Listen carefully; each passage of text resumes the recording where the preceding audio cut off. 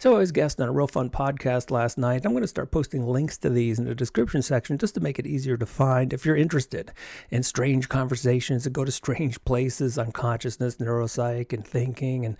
And they left the talk with a few questions, and one of them was one of my favorites, and it's, are we living in a simulation? And my response is, absolutely, with total metaphysical certitude, we are at least half of our waking day living in a simulation, because we know this is how often we mind wander.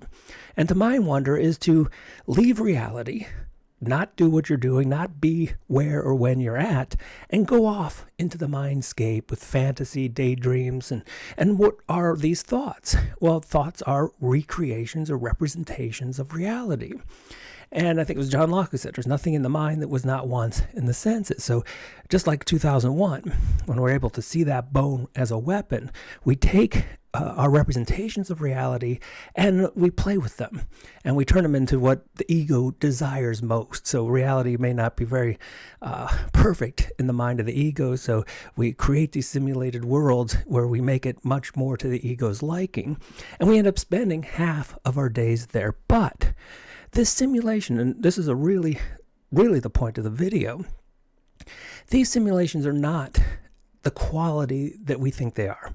It's not like the holodeck from Star Trek, where you get in and it's that, wow, this is a impressive simulation of reality. In fact, McCourt just went on and on about how realistic the simulations on the holodeck were when he first experienced it. One of the things you can do the rest of the day, because you will mind wander, or at least your mind will wander, and when it does, take the spotlight of consciousness and experience for yourself how poor this simulation is. The thinking trick is to convince us that the simulation is actually really like the holodeck.